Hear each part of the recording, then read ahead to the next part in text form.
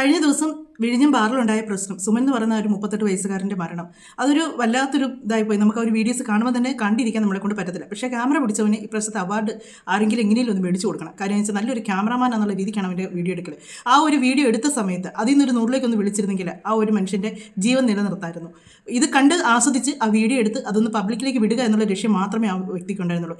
ആ ഒരു കൊലപാതകം ചെയ്തവരെ പോലെ തന്നെയാണ് ആ കണ്ടു നിന്നവരും എല്ലാം ക്രിമിനൽ എന്ന് പറയാൻ പറ്റത്തുള്ളൂ. ഒരു മനുഷ്യർ പോലും ഒന്ന് രക്ഷിക്കാനോ അല്ലെങ്കിൽ അദ്ദേഹത്തെ അവരൊന്ന് പിടിച്ചു മാറ്റി അദ്ദേഹത്തെ അവരിൽ നിന്ന് കയ്യിൽ നിന്ന് രക്ഷിക്കാനൊന്നുമില്ല. കൂടെ പോയി കൂട്ടുകാരൻ പറയുന്ന കാര്യങ്ങൾ ഞാൻ എൻ്റെ ചാനലിൽ ഇട്ടിട്ടുണ്ട്. അത് കേൾക്കുമ്പോൾ നിങ്ങൾക്ക് മനസ്സിലാകും എത്രമാത്രം ജെനുവനായിട്ടെന്നുള്ള കാര്യമായിരുന്നു എന്നുള്ളത്. എന്നാണേലും ഞാൻ എൻ്റെ വീഡിയോയിൽ അപ്ലോഡ് ചെയ്തിട്ടുണ്ട് ആ ഒരു കൂട്ടുകാരൻ പറഞ്ഞ കാര്യങ്ങൾ. ഒരു മനുഷ്യനെ ഇത്രയും ഉപദ്രവിച്ച് ഇത്രയും ഒരു ശകലം പോലും മനസ്സാക്ഷി ഇല്ലാതെ ഒരാളെ കൊല്ലാനായിട്ട് ഈ 2 കൂടപ്പിറപ്പുകളാണ്. ആ 2 കൂടപ്പിറപ്പുകൾക്ക് പറ്റിയിട്ടുണ്ടല്ലോ. എത്രമാത്രം ക്രിമിനൽ മൈൻഡായിരിക്കും അവന്മാരുടെ ഉള്ളിലുള്ളത്.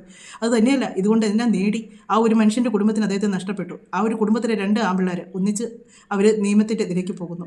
പിന്നെ നിയമം എന്ന് പറയുന്നൊന്നും വലിയതായിട്ടുള്ളതെന്ന് തോന്നിയിട്ടൊന്നുമില്ല. കാര്യം എന്താണെന്ന് വെച്ചാൽ 10 ദിവസം കഴിയുമ്പോഴത്തേക്ക് ഇവന്മാരൊക്കെ ഇതുവഴി ഇറങ്ങി തിരിച്ചു നടക്കുന്നതാണ്. അതുകൊണ്ടാണ് വീണ്ടും ഇങ്ങനെയുള്ള കാര്യങ്ങളിലേക്ക് ആൾക്കാർ പോകുന്നത്. നിയമം സ്ട്രോങ് ആണെങ്കിൽ എത്ര മദ്യപിച്ച് എത്ര ബോധമില്ലെന്ന് പറഞ്ഞാലും ഇവനൊക്കെ ഈ ഒരാളെ ഉപദ്രവിക്കാൻ തുടങ്ങുമ്പം അല്ലെങ്കിൽ അദ്ദേഹത്തിന് മരണം സംഭവിക്കും എന്ന് തോന്നുമ്പോഴത്തേക്ക് നാളെ എനിക്ക് വരുന്നൊരു വിധി ഇന്നതാണ്, എനിക്കത് ചെയ്താൽ ഇങ്ങനൊരു ശിക്ഷ കിട്ടും എന്ന് തോന്നിയാൽ ഒരുത്തിനും ഇങ്ങനെയൊന്നും ചെയ്യുകയല്ല.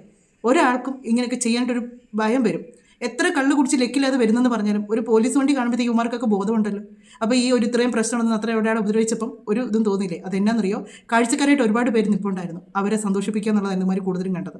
നിങ്ങൾ വലിയ ആളാണ്, ഞങ്ങൾക്ക് ഇങ്ങനെയൊക്കെ ചെയ്യാൻ പറ്റും, നിങ്ങൾ വലിയ മിടുക്കന്മാരാണെന്ന് കാണിച്ചാണ്. ആ നിന്ന് ഒരുത്തിനെങ്കിലും എതിർത്ത് അടുത്തോട്ട് ചെന്നിരുന്നെങ്കിൽ, ഇല്ലെങ്കിൽ നിയമപരമായിട്ട് ഇനി ആരും അവരെ ഒന്നും ചെയ്യാൻ പോകണ്ട, അല്ലെങ്കിൽ അവരെ പിടിച്ച് മാറ്റാൻ പോലും പോകണ്ട, നിയമപരമായിട്ട് ഒരു 100ലേക്കൊന്ന് വിളിച്ചിരുന്നെങ്കിൽ ആ ഒരു നിയമപരമായിട്ട് തന്നെ പോലീസുകാർ തന്നെ വന്നത് മാറ്റിക്കൊള്ളുമായിരുന്നല്ലോ. അങ്ങനെ ചെയ്താൽ ആ ഓരോ കാര്യങ്ങൾ ചെയ്യാനായിട്ട് ഒന്ന് അങ്ങനെയൊക്കെ ചെയ്യേണ്ട ഒരു മനസ്സും കൂടെ വേണം. ഇല്ലെങ്കിൽ അതൊന്നും നടക്കത്തില്ല. കാര്യം വെച്ചാൽ അവർക്ക് ഈ വീഡിയോ എടുക്കുക, ഇത് പബ്ലിക്കിലേക്ക് വിടുക, ഇങ്ങനൊരു സംഭവം നടന്നു, ഇവന്മാർ ക്രിമിനലാണ് എന്നുള്ളത് കാണിക്കാൻ വേണ്ടി തന്നെയാണ് കൂടുതലും കിടന്ന് കാണിക്കുന്നത്. അത് ഞാനാണ് ആ വീഡിയോ എടുത്തത്, ഞാനാണ് വലിയ ആൾ എന്നൊന്ന് അറിയിക്കാൻ വേണ്ടി.